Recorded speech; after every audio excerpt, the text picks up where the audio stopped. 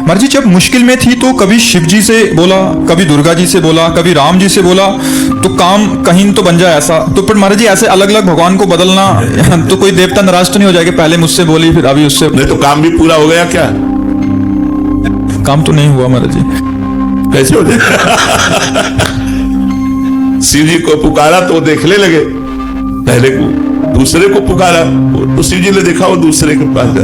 देखो हम एक आपको उदाहरण बताते हैं, अगर एक कुत्ता इस दरवाजे में पड़ा रहे कहीं जाए ना, तो उसका ना जाना हमको इतना प्रेरित करेगा कि वो एक दिन भूखा भले रह जाए, दूसरे दिन से भूखा नहीं रहेगा।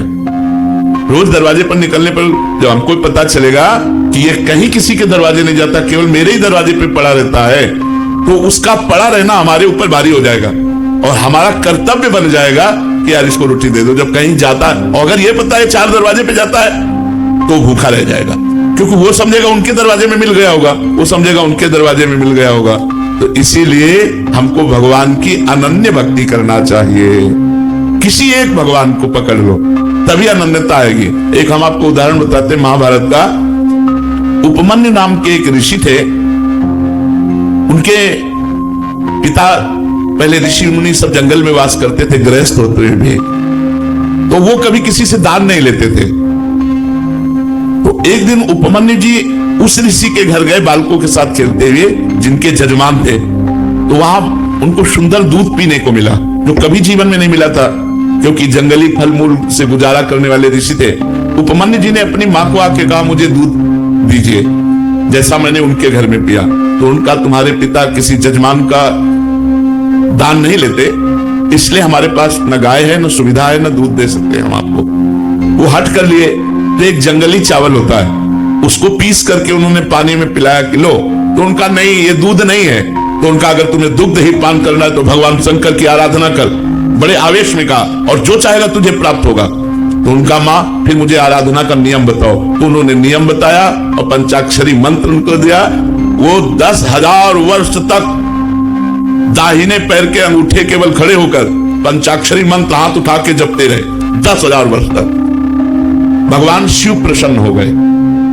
बहुत वैसे तो आशुतोष है और नरदारी बड़े शीघ्र प्रसन्न होने वाले। अब उन्होंने परीक्षा ली, इष्ट परीक्षा भी लेता है। उन्होंने परीक्षा ली, वो देवराज इंद्र बन गए और नंदिकेश्वर एरावत हाथी बन गए, और जितने शिव पार्षद थे वो सब देवता बन गए, और अंबा जी भगवती पार्वती जी इंद्राणी बन गए।